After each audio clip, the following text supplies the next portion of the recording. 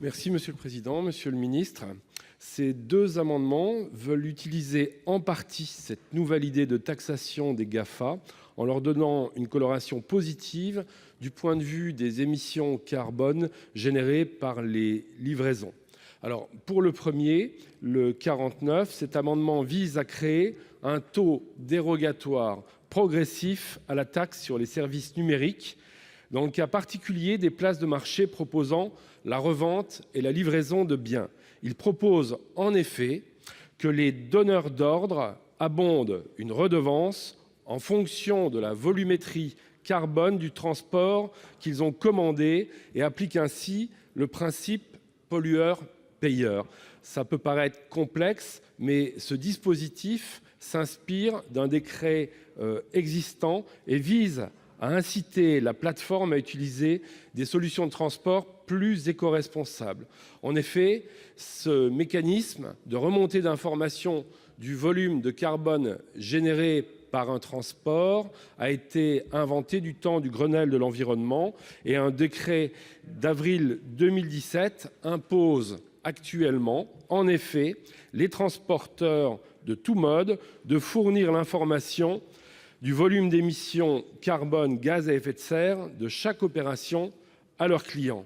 Dès lors, les entreprises donneurs d'ordre, ici les plateformes qui livrent des biens, feront une déclaration directe de leur volume d'émissions de carbone, ce qui permettra alors de moduler la taxe sur le numérique.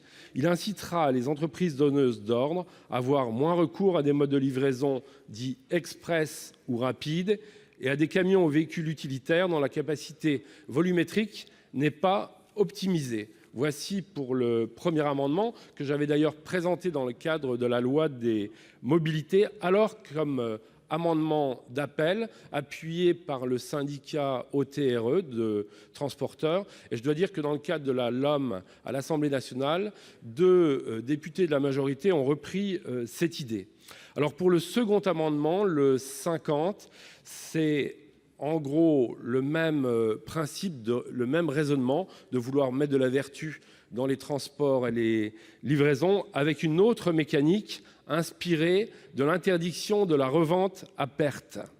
Il viserait donc à mettre un taux de 5% lorsque l'entreprise numérique propose des services de livraison dont les coûts totaux excèdent les recettes demandées au titre des frais de livraison payés par les consommateurs. À l'époque, on a dit aux plateformes numériques qu'il n'était pas possible d'annoncer des tarifs de transport gratuits. Elles ont donc inventé les transports à 0,01 centime. Avec ce principe, on éviterait ce mécanisme de revente à perte et ce taux inciterait les entreprises de places de marché et de livraison de biens à proposer des frais de livraison en adéquation avec le coût réel représenté. Ainsi, des modes de livraison plus propres seraient encouragés et les livraisons express ou rapides seraient moins utilisées. En proposant aux consommateurs des frais de livraison plus représentatifs des coûts réels représentés, ceux-là sont encouragés à privilégier le commerce physique ou des livraisons qui ne seront pas express et donc des transports qui peuvent être optimisés et massifiés. Je vous remercie. Merci, cher collègue. Quel est l'avis de la commission ?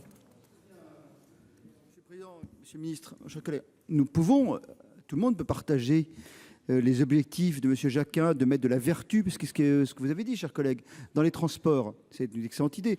Le seul problème, c'est que les transports ne font pas partie de l'assiette de la taxe. Donc on est hors champ, donc hors sujet. C'est-à-dire que vraiment, la taxe, voilà, dans la taxe, on parle, les prestations type transport ne sont pas du tout concernées par la taxe. Donc c'est donc des amendements qui ne sont pas opérants sur un sujet sans doute tout à fait intéressant.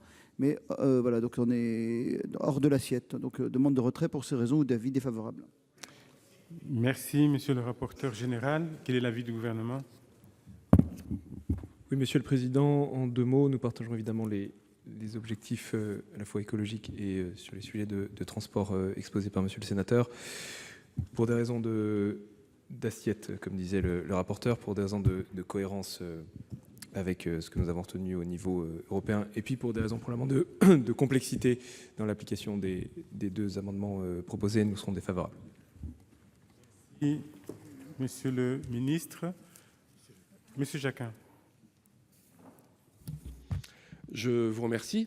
Vous me dites cette possibilité ne fait pas partie de l'assiette. Ça, je l'ai bien compris. C'est une proposition qui vise à contester l'assiette proposée à l'heure du réchauffement climatique et à l'heure des problématiques générées par les transports en flux tendus, en flux express.